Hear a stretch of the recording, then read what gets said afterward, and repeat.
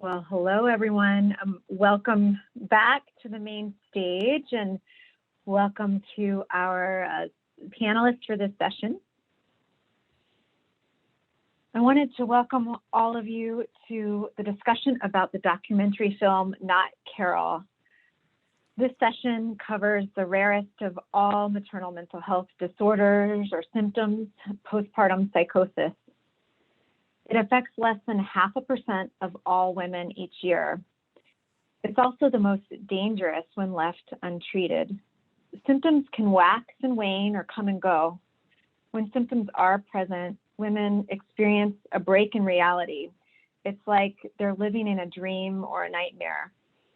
There's still so much that we're learning about postpartum psychosis and what can trigger it. We know that women with bipolar disorder are at higher risk, that sleep deprivation plays a role, and that inflammation may as well. And we want to warn you before we start the session that Carol's story is a very tragic one and involves the loss of her children. With that, I'd like to turn it over to April Dembosky, and let me tell you a little bit about April. April is the health correspondent for KQED News and a regular contributor to NPR.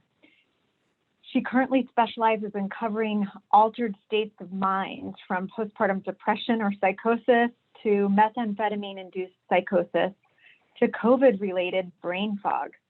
Her investigative series on insurance companies sidestepping mental health laws won multiple awards, including first place for reporting from the Association of Healthcare Journalists. I have goosebumps for this panel and about you, April. We're so glad you're here to be with us. I now would like to turn it over to you and welcome everyone. Thank you so much, Joy. It is such a pleasure to be here. I'm so thrilled to and honored to be helping to host this panel. So thank you so much for that introduction, Joy. And before we kind of launch into the discussion, I wanted to ask each of our panelists to just take a minute to introduce themselves as well. So Veronica, will you tell us a little bit about who you are?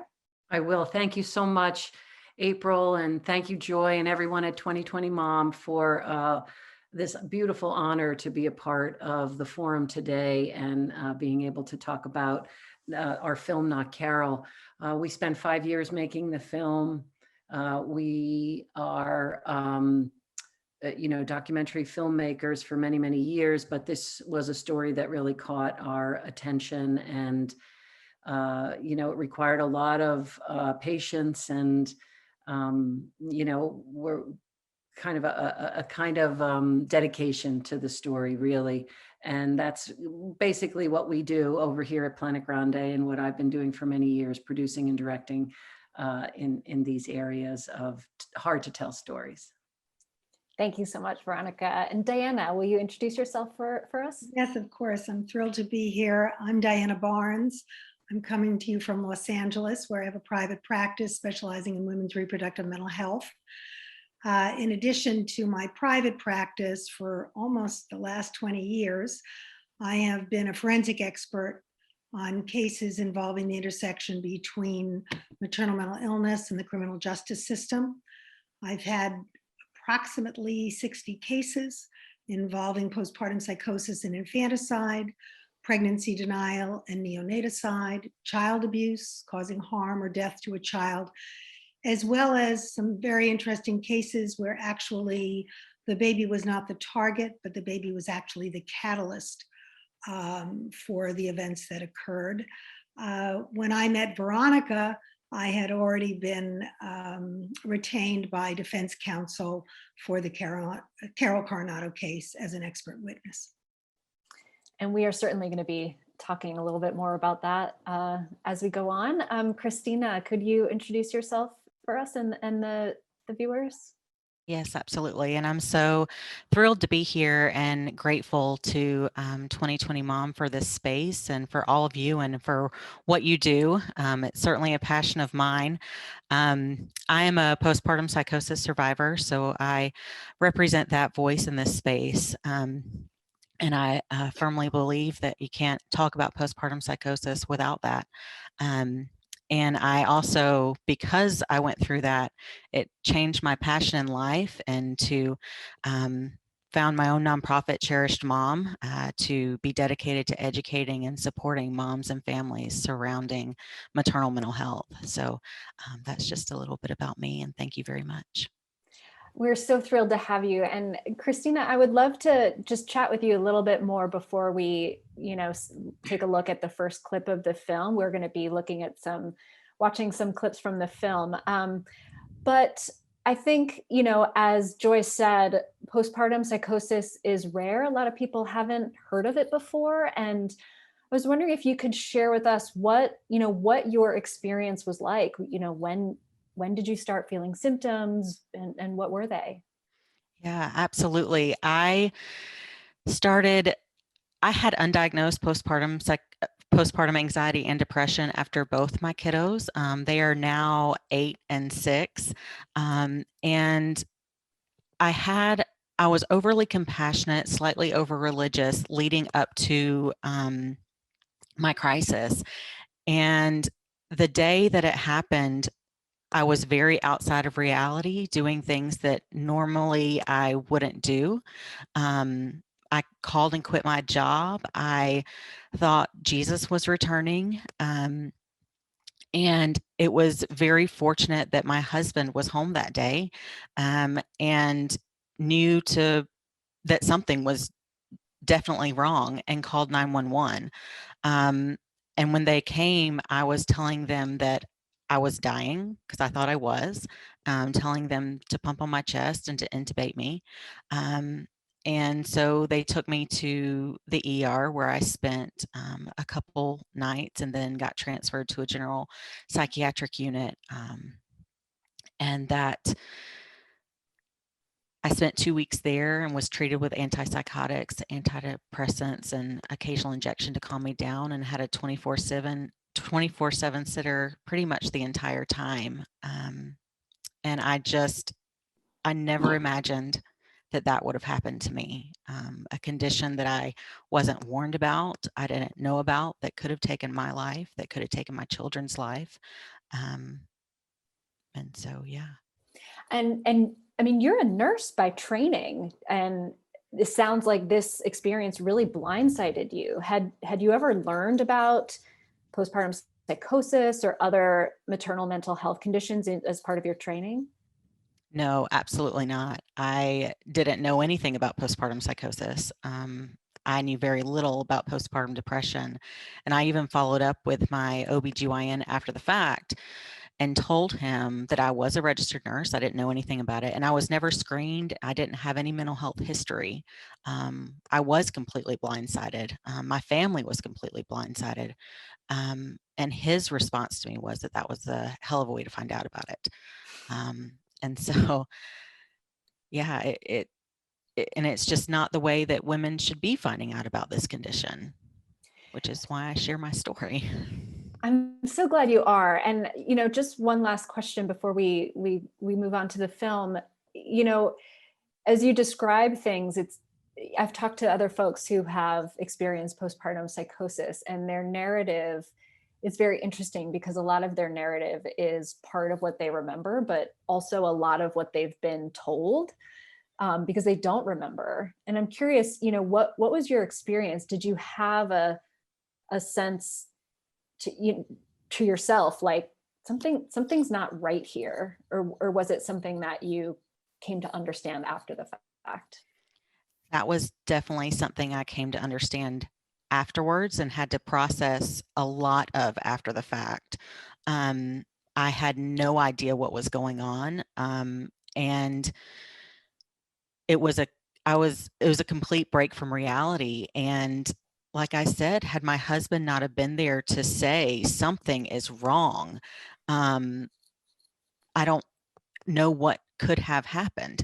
And it was a very like looking from the outside in.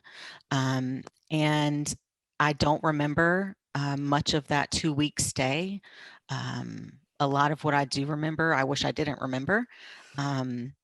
And many things my family did tell me, and what happened, or I read through my history and the documents from the hospital. And so it's a beast of an illness. It really is, that is highly stigmatized, which is why we're here, to talk about. And as you said, Christina, if your husband hadn't been there, you don't know what may have happened. And that is, one of the really tragic things about this condition, that if women don't get treatment, the consequences can really be devastating. And the story of Carol Coronado is a tragic example of what can go wrong.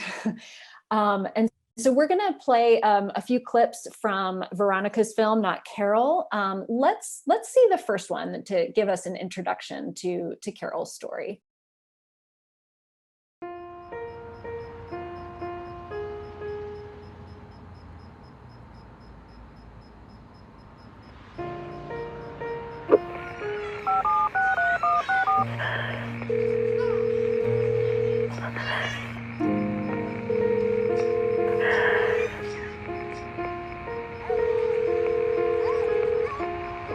Your call has been forwarded to an automatic voice message system. Mom, I just need you to call me back. Please. I really need to talk to you as soon as you get a minute. If you could just call me back, that would be great. I love you. Bye.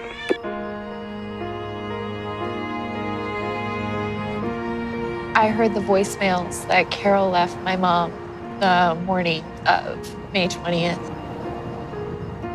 My mom, of course, didn't get these voicemails till later in the day.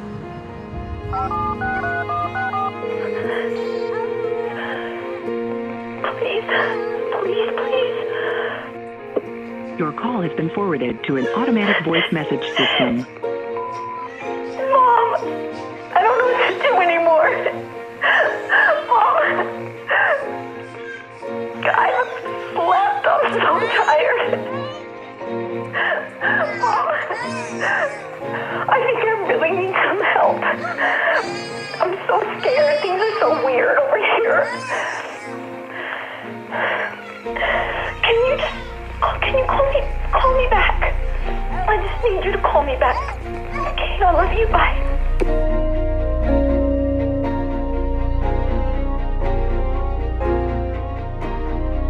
It's absolutely heartbreaking to hear my sister in so much pain. She was hurting so bad. She needed help, and unfortunately, she didn't call me.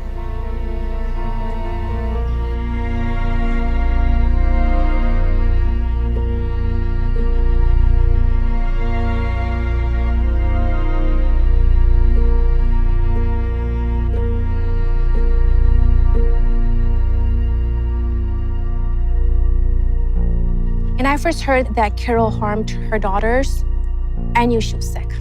I knew there was something wrong with her. She would never harm her child. You don't do this on purpose. Who in their right mind could do this to their own kids? Who? If there's a person out there, I hope I never meet them, but Carol wasn't that person to me.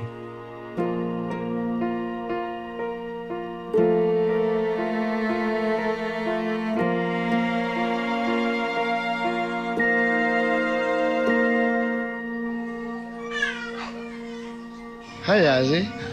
Ata, mi tikita. I'm recording. Yazzie and Mommy. Carol was one of the sweetest, greatest people you would ever come encounter with. She was a great mom. She was always there for my daughters. Carol was extremely beautiful. She was not only beautiful, but she was also very sweet. She was very genuine. What you see is what you get with her. She's very gentle. Even her voice is very soft. I can't imagine Carol ever raising her voice.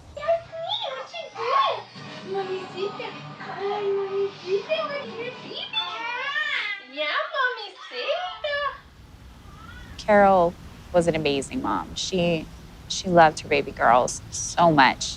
Sophia, Sophia. What's Sophie? Hush, hush. Sophia. Oh, she found a cookie. Vanilla wafer from your snack.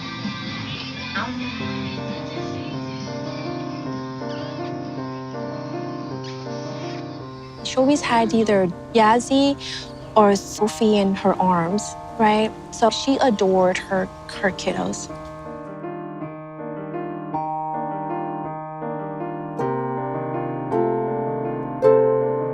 I felt very comfortable around her, and I think that if she was available, I would most certainly ask her to watch my kids for a few hours and so forth, just because I knew how gentle she was with her kids.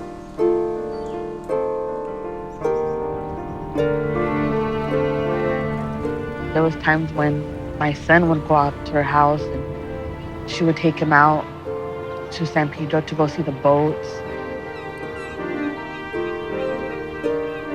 She took my kids, something that I've never even done to this day. She took them out to go see the stars.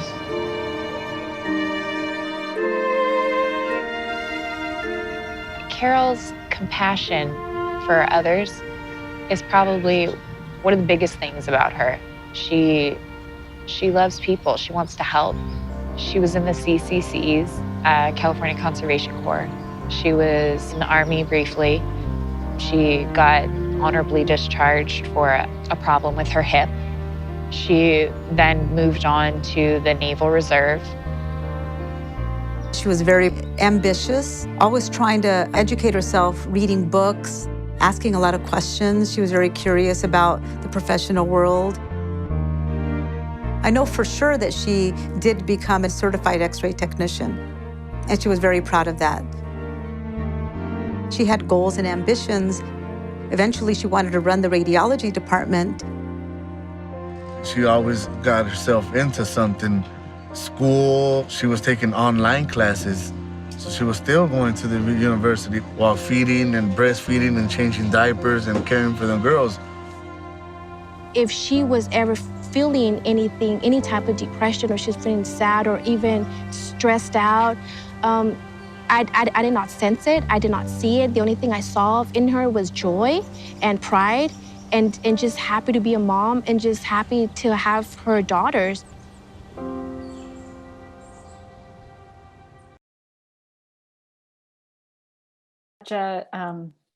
Such a beautiful portrait of a woman who loved her children.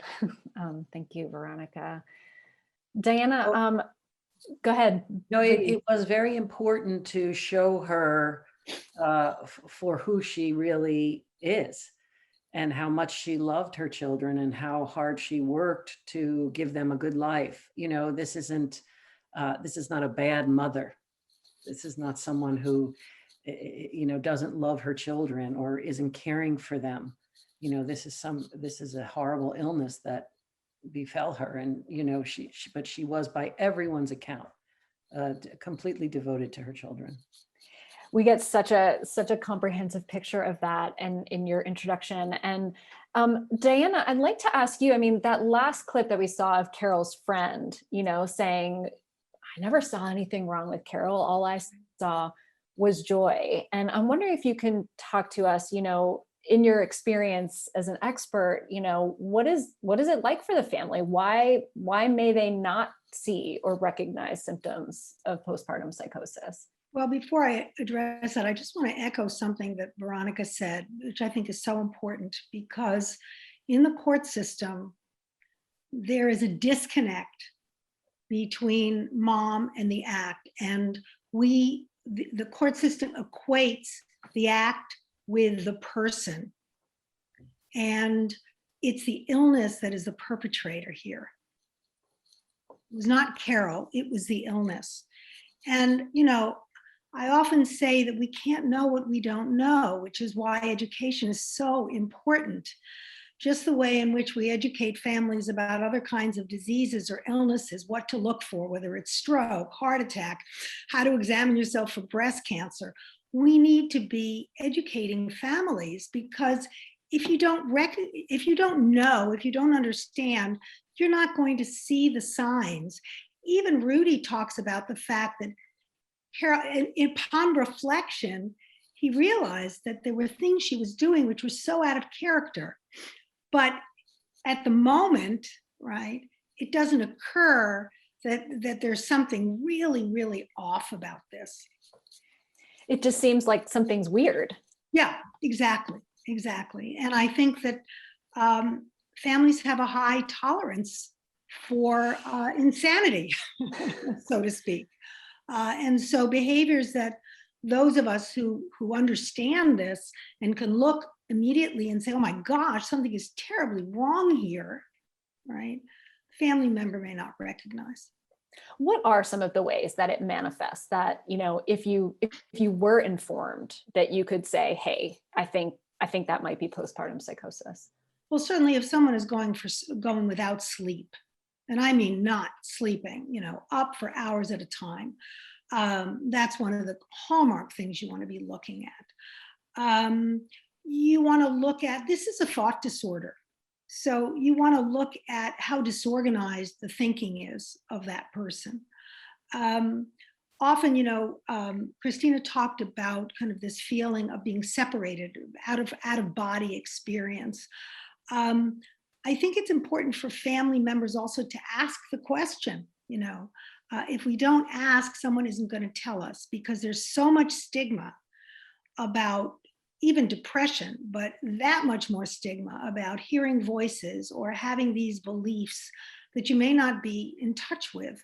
Some of the other things you want to look at is somebody might look glazed over, okay? There's a loss of eye contact. Somebody may completely neglect self-care. And it's very different, you know, it's so nuanced, which is why, you know, for the most part, family members are not going to pick it up, because it's very nuanced. There's a difference between the mom who's depressed, who doesn't get out of her sweats, and the mom with psychosis, whose hygiene, who's completely decompensated. You may see things like guardedness or suspiciousness, mistrust of things that people are saying. These are some of the, I think, outward signs. You're not always going to know that somebody's hearing voices. And even if you ask, sometimes they may not tell you because they're embarrassed of what's going on. When I met with Carol, I asked her, she had been hearing voices from the age of 5. And I asked her why she didn't tell anybody she was hearing voices. And she said, well, because I thought everybody heard voices. So she didn't see it as something out of the ordinary. You know, one of the other things that was very interesting to me as I began to learn about postpartum psychosis is that, and this is one of the features that is different from other kinds of psychosis, as I understand it, is that the symptoms wax and wane. And Joy mentioned this in her introduction. They come and go. Yes. And I can imagine that can really sort of present some issues with figuring out that something might be wrong. Well, I think it also creates a dilemma in the courtroom, because the mom who cannot remember, right, the mom who has amnesia, as Christina was talking about, for bits and pieces of her experience, is going to be seen as conveniently forgetting. Okay? It's not going to be recognized as a symptom of illness. It's going to look at, wow, that's really convenient that you don't remember that. Yes, in fact, in Carol's case, the prosecutor used exactly that to get the conviction.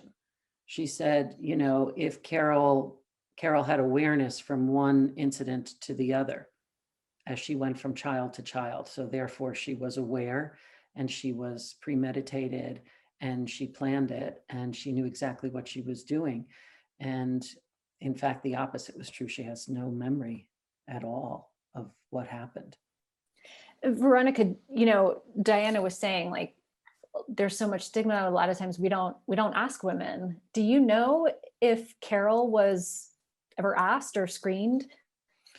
No. In fact, her doctor took the stand and said she was perfectly happy in the visit that she had to him. But the reason why she was presenting in that way and There were all sorts of things surrounding that doctor's visit, but she wanted and needed to go back to work.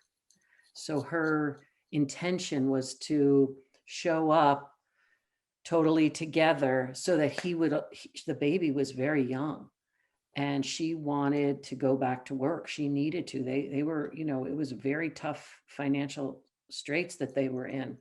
And she presented like everything was just fine, but she was, of course, falling apart. And other people around her, Rudy, her cousin, her sister-in-law, they all, in retrospect, realized what was going on too late.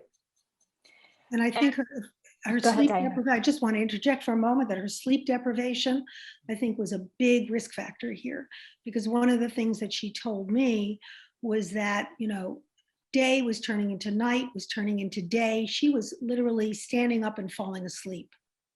So she was absolutely exhausted. And she was living in a very traditional home with traditional ideas about gender roles. And so, and Rudy is the first to say that, it was her job to take care of the children, to make sure dinner was on the table, to make sure that the house was organized. And she was absolutely beyond exhaustion.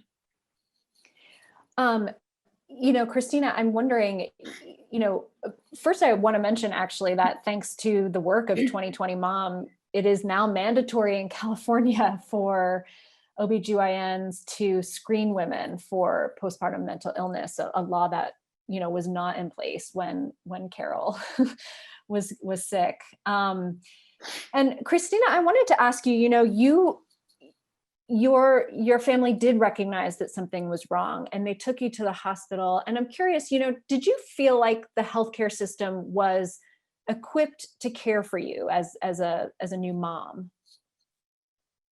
Yes and no. There was one nurse practitioner there that recognized what it was, but where I landed was not appropriate for a new mother. When I had to be in the ER for 3 nights, they didn't prepare my husband that he couldn't be there, and he slept in the parking lot. He had no idea what was going on with his wife, and he didn't know, and so he wanted to be available if anything happened. And so there I was in the emergency ER holding, and he was sleeping in his car in the parking lot in case anything happened. And at times I didn't even recognize who he was. And the system as a whole just does not prepare a family to go through a mental health crisis like that. And I just can't imagine what he was going through, trying to help me the best he could while he was working, because he had to still work during that whole time.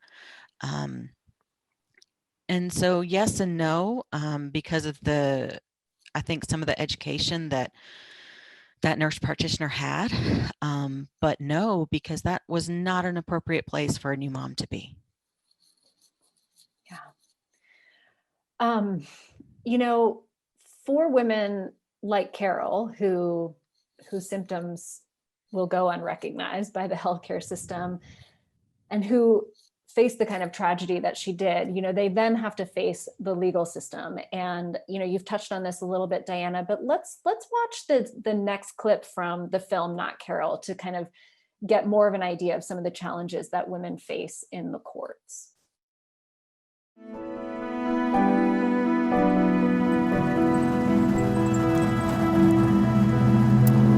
I go to the Twin Towers right now and go see Carol. She's housed in the medical ward inside the jail. Need to visit her about the upcoming trial we have.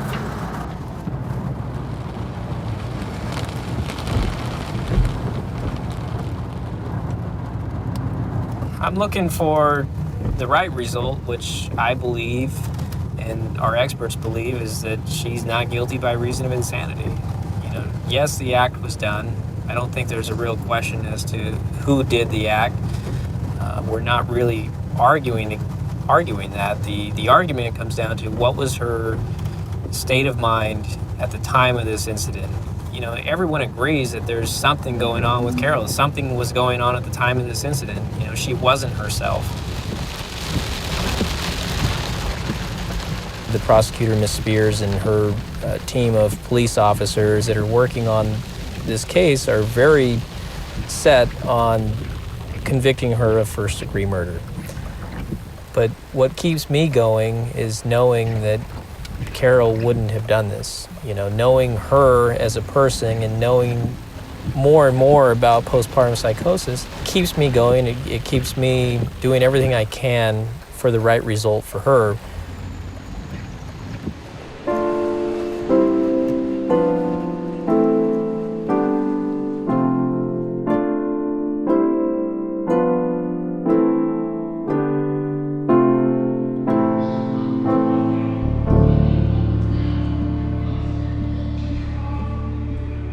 I met Carol Coronado upon her arrival at Twin Towers Correctional Facility, roughly maybe 6 days after her crime. When I met her, she was similar to a catatonic patient. She appeared extremely depressed. She barely moved. We had placed her in a suicide gown, a Kevlar material. It's not comfortable. Most inmates ask right away, how long am I going to be in the gown? When do I get out of the gown? She didn't mention the gown. It's like it wasn't even there. She seemed very thin. She looked like she had not been eating. And even though she had just had surgery and had been given medications, you know, to help her sleep, it sounded like she hadn't slept in over a week, and she looked like it. The diagnosis that I gave her in layman's term is postpartum psychosis. There were 3 psychiatrists who had seen her in those first 5 or 6 days, and the consensus was that, you know, this is a very sick patient. Also, I screened her for depression, and it did appear that she had had depression after both of her pregnancies, actually, and, you know, wasn't treated. So that actually elevates her risk significantly during a 3rd pregnancy. So she had that risk factor there.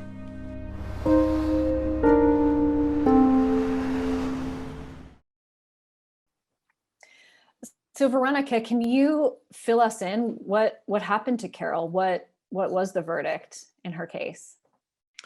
Carol was convicted of 3 consecutive life sentences without the possibility of parole.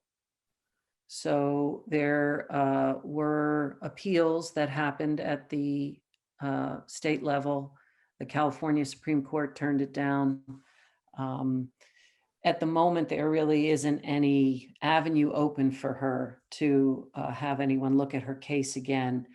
You know, I'm hopeful that, you know, keeping the story alive of what happened to Carol will not only help people that may be facing this, but that there will be in the current social justice reform movement some possibility somewhere down the line that Carol's case could be reexamined. In some states right now, Illinois in particular, and in a few others, they are examining cases of women who were sentenced to life in prison 25, 30 years ago, before there was an understanding or an awareness of this illness.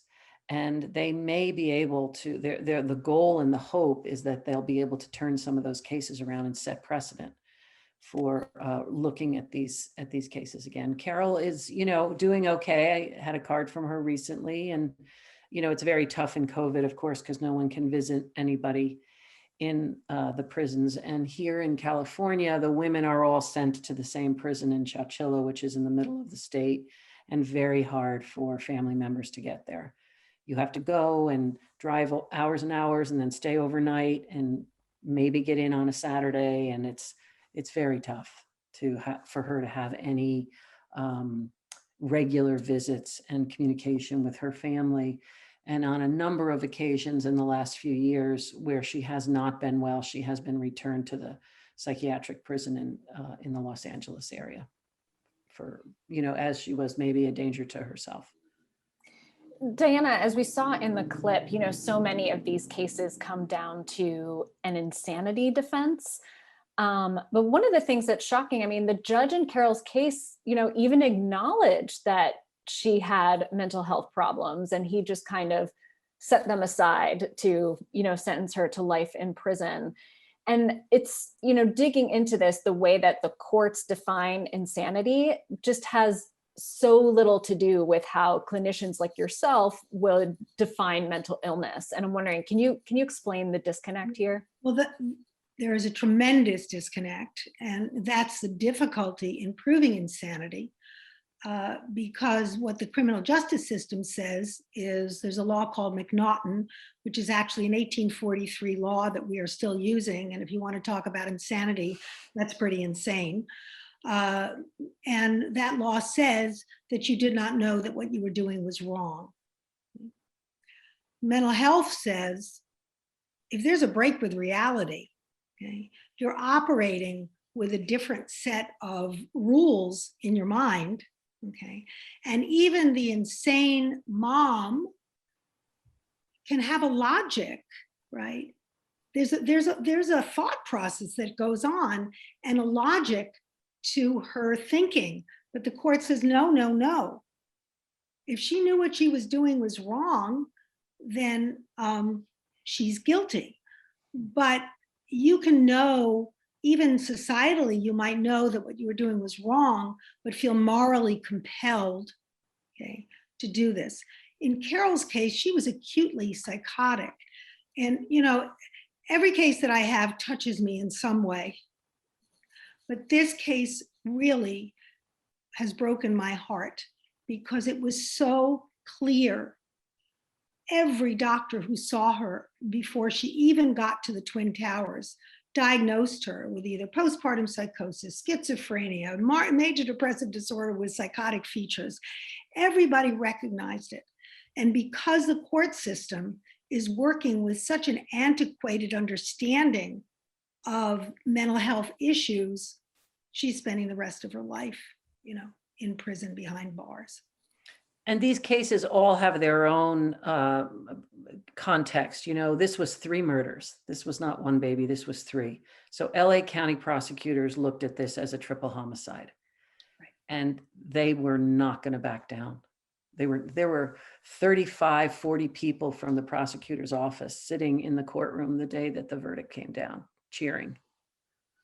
That was their goal, and that was their opinion, that they had to go after this woman. There was just no understanding, no possibility that they would accept that what she did. And in order to understand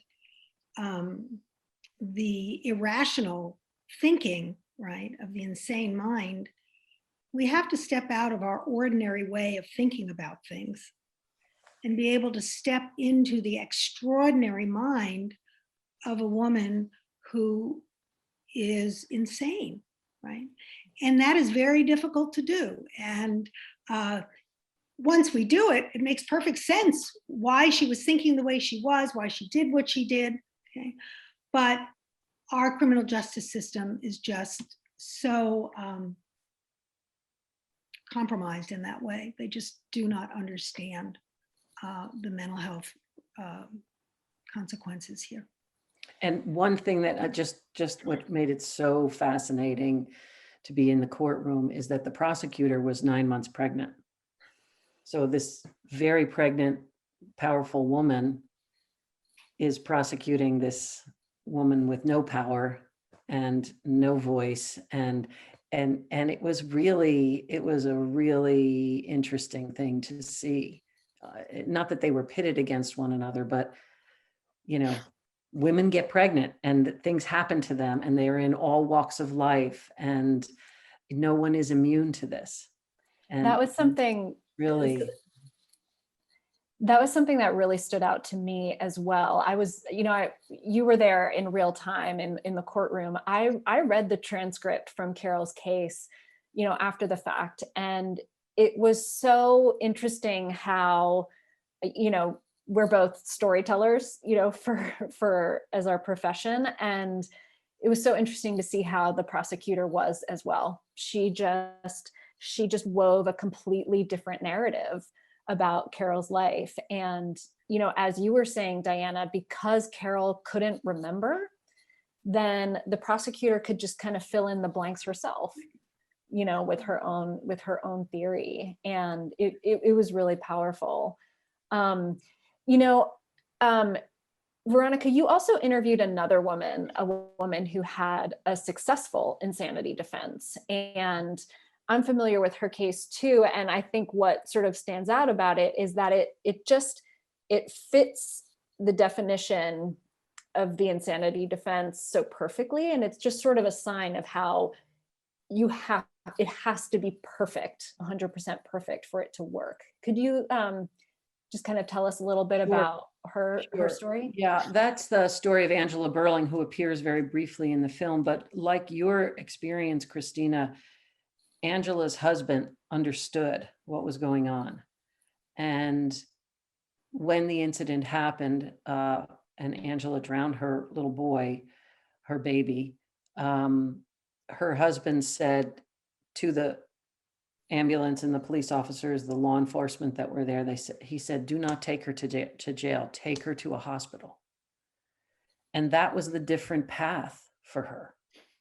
And it just so happened in the county that she was in, there was a more empathetic judge. There was a more enlightened judicial approach to what had happened.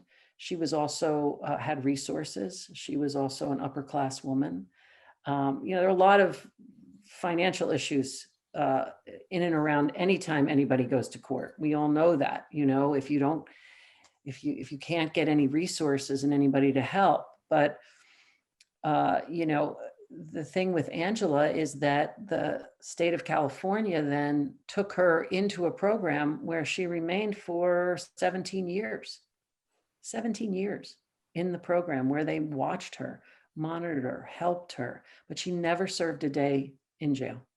She was, in psychiatric facilities, in and out over, different things, but she had a life. She became a nurse.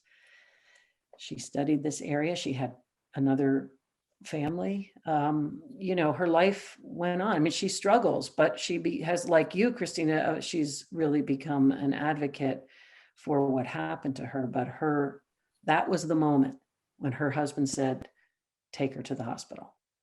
And they did. I mean, we see how arbitrary the court system can seem, depending on whether you have resources, depending on, which judge you get assigned to.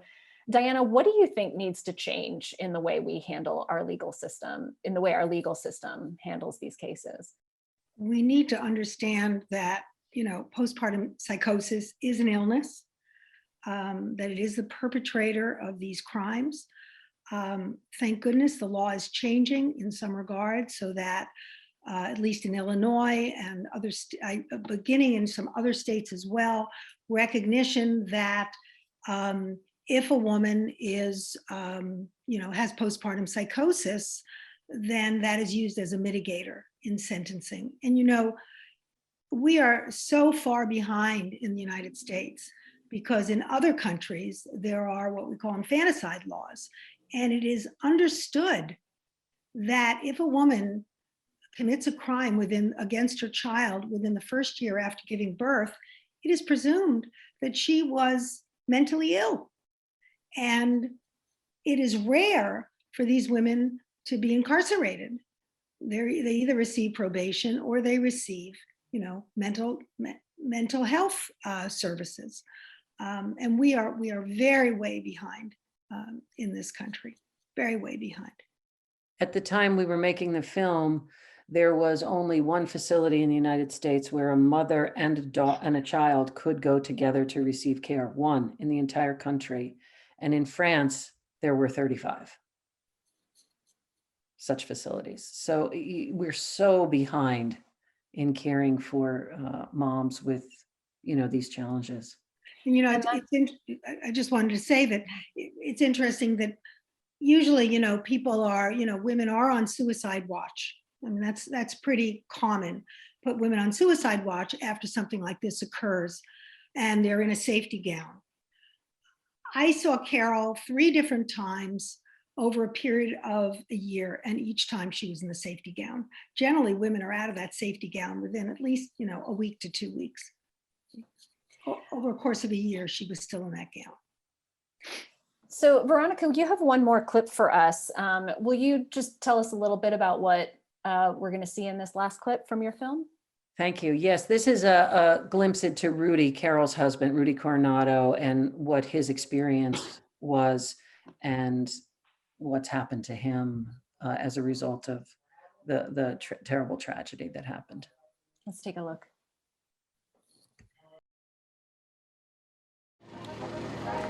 As a father, I was kind of raised to work, provide for your family. We didn't really have no luxuries. Like, we didn't have a lot of extras, but we weren't like struggling. We were okay. I love the fact of having to provide for my family because that made me. I love the fact of waking up in the morning, coming to work. Because before I left to work, I would look around and I see my little girls. And that was my energy, that was my power to push. And I pushed. For them, I pushed.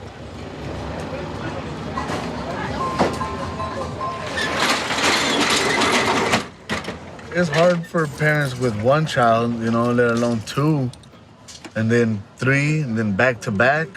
It's very hard. Carol did most of the duties when it came to my daughters. I would help her, but she did mainly 95% of it. Now I did like going to work and providing, but she did most of the maintaining. So it was very difficult for Carol as well. It was very difficult.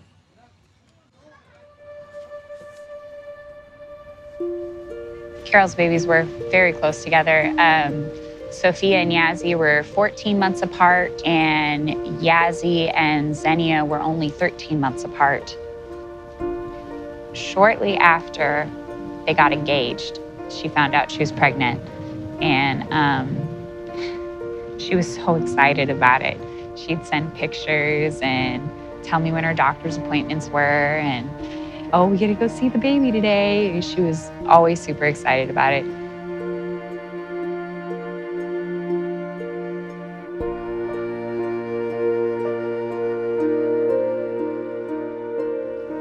When Sophia came, it was probably the happiest day. I don't know that I've ever seen her happier. She was full of joy. She was definitely very excited about meeting her, holding her. She didn't want to let go of her baby. It was her baby. I don't think she had any difficulties with it. She didn't complain about being overly uncomfortable.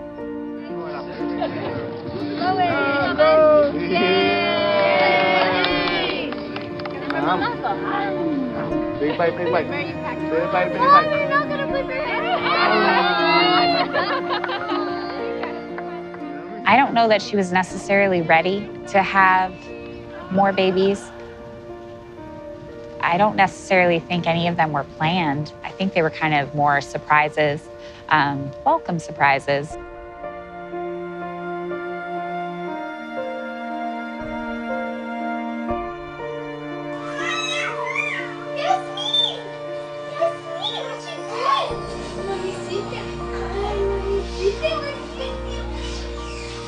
When Carol became pregnant with Yasmin, she was having problems, maybe because they were too close together, I don't know. There was points where she was bent over and she couldn't get up in the kitchen. I had to help her up and put her in bed. I didn't notice any changes in Carol after Yazzie, other than the fact that she was tired, but you know, I'm a mom too. I'm tired all the time. She didn't seem sad.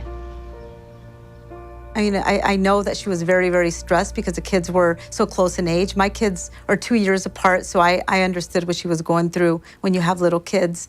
But she was always very patient. She would never yell at the girls. Do that one. Yes. Oh, yes. Good job, Sophia. 5-5. Carol did confide in me that it was very difficult for her because she was trying to better herself. She was trying to finish her bachelor's degree. She was trying to do a lot of things that were already difficult as it was, and still trying to be a mother and a wife. When, you know, she was with the children all day, Rudy was working, and when he would come home, she would expect him to take over so she could try to do things, make dinner or study or do whatever she needed to do. But Rudy expected certain things. His mother was a stay-at-home mom, and so he expected dinner to be set and to take care of the kids, and he would go to work and come home and things should be done.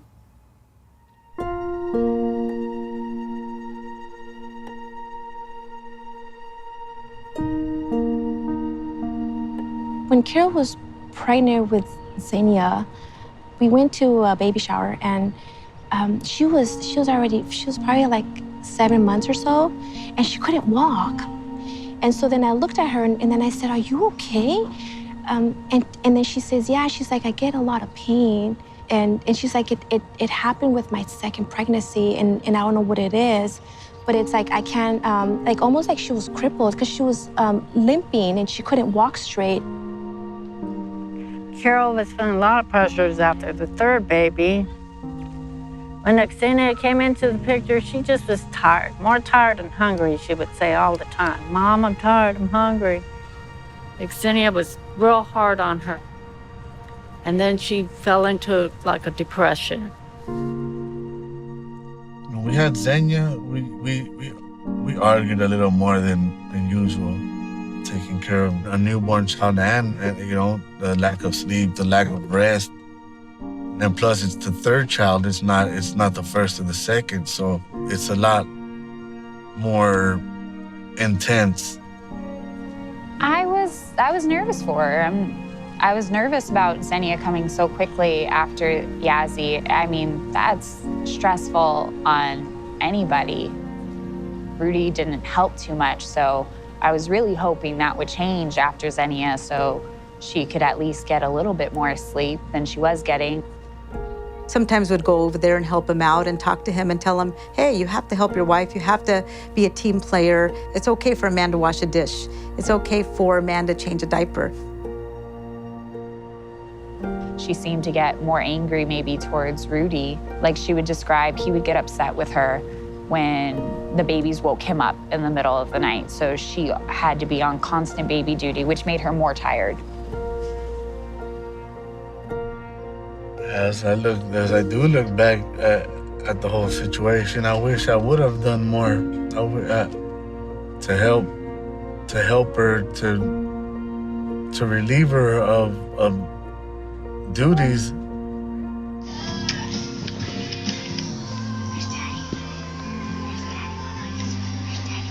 Yeah, she was a good wife. She was a good woman.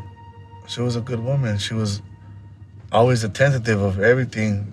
She was always there. She helped out a lot. She helped out a lot. She was a better wife than I was a husband. She was a better wife than I was a husband. She was a better person than me. Veronica, why was it important to you to include Rudy's perspective in your film? Well, because first of all, he stood by her from the moment it happened and she was taken away and you know, she had tried to kill herself after she took the lives of her children. So she was very badly hurt and she was, you know, within an inch of taking her own life. And that was also something that, you know, was really important in the case that was very hard to explain. That just got, and does often in these cases, just gets written off, and it's really critical It's really critical to her state of mind. And he stood by her throughout everything and constantly said to the press, that was not my wife. My wife would never do that. And he took the stand and he recounted all the things that had happened leading up to that day. And as he put it together, he realized too late that she had lost touch with reality. But he didn't know. He said, no one ever told us that. No one ever talked to us about that. And so his, in all the pain that he was in, he was grasping at something that would allow him to move forward, and trying to get her help and trying to find a way that maybe she wouldn't be incarcerated in the general population, but that she could be placed somewhere else. It was all he was really hoping for. And he, took almost 2 years for her to come to trial. And he was there all the time, every single hearing, everything. And, it's the way that you kind of lay it out in the story about how the stress for Carol just really mounted over, 3 babies in a row. This sort of difficulty of Rudy maybe not helping out as much as he could have. And Diana, I want to ask you about this, because even women who have all the resources in the world can still experience postpartum psychosis.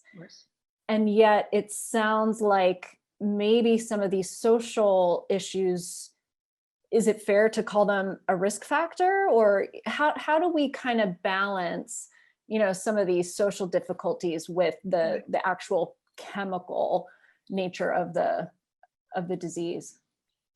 I think it's complicated, but I think, we have to look at what's going on biologically, what's going on from a psychosocial perspective. Because sometimes the psychosocial issues are the things that are the tipping point. We know now that there's a close association between postpartum psychosis and bipolar disorder. We are understanding that severe sleep deprivation, which actually is also a symptom of bipolar disorder, part of the mania of bipolar disorder, that is also a risk factor. So, and as I was watching the clip, I'm reminded again of how important it is. And one of the gaps here was that nobody was asking her questions during her pregnancy. She had a neurological disorder during the pregnancy, which was the result of the pregnancy, and nobody was attending to that. She was hearing voices and having the dissociative episodes after the birth of the first child. Nobody was asking her about her birth experience. And I think, it's interesting that I was pulling all of this information from her, but these were things that could have come out earlier if somebody had only asked. Nobody asked how she was sleeping. Nobody asked, and because I think, we're so, the stigma around being a good mother and what it means to be a good mother, right? The expectations on women are so lofty and unreasonable that we get mired in this trap, so where we stay silent, we don't say anything, we judge ourselves for how we feel, we judge other women for, it's just, and this is all this cultural, societal ideology that we are supposed to do this all by ourselves. We're not supposed to complain. We're not supposed to say anything. We're supposed to be sleep deprived and be gracious about it. And if only somebody had asked, if only a doctor had asked about it. Nobody asked. Christina, I think it's important to point out that it's actually really rare for stories, of postpartum psychosis to end in the way that Carol's story did. And I'm sure there are some parts of Carol's story, though, that you relate to or don't. And I wanted to, kind of close this out by asking you, how are you doing now? And what helped for you? What kind of support did you have? And what helped you get better? I'm doing very well now. And like I said earlier, the I mean, that experience changed everything for me. And hearing that story this morning, sharing my story, I want to change so much because I didn't know about it. It was the same for that family. They didn't know about it either. I wasn't screened, and there's so much that we can just talk about it and educate and talk about the risk factors and ask moms how they're doing.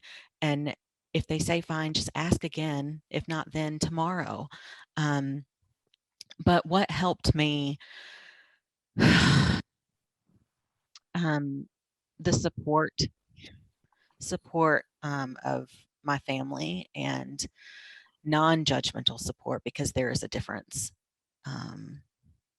And having friends, and my husband, he's one of those men, just like Rudy, that did not leave my side. And if the unimaginable happened, he would have been the same way. Because I could have easily been that.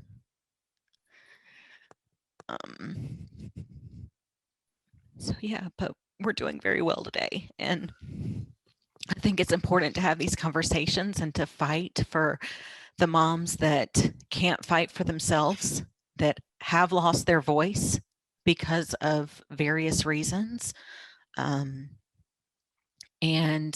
for the families that are suffering now because of the unimaginable. It's important to hold these stories in this space and share them. But it's also, like you said, important to know that those stories are rare, and to know that this postpartum psychosis is extremely treatable. We just have to know how to do it. Exactly. And it's treatable. You can get better. Thank you so much, Christina, for sharing your story with us. Thank you, Veronica, for your beautiful film. Thank you, Diana, for your expertise. It's just, it's been an honor to share and talk about these things. So I'll turn it back to you, Joy. Thank you, April. Great. Thank you, April, and thank you to this esteemed group of women for sharing your stories and your advocacy on so many levels. So much work to do here, as you've all heard. Now what gives me hope is the Illinois law that was passed that Diana Barnes had mentioned. There's efforts underway in Massachusetts. California will be a state that we think will grasp onto this work next year. So work happening. Again, thank you so much. I had this sudden thought that we all might, whoever's watching this film now, be invited to send a letter to Carol. And so we may make that happen. Wouldn't that be so special to flood her mailbox, especially now with COVID and lack of visitors? So we will put something in Whova about how to make that happen. Again, thank you, panel and April, for your leadership in moderating this important discussion.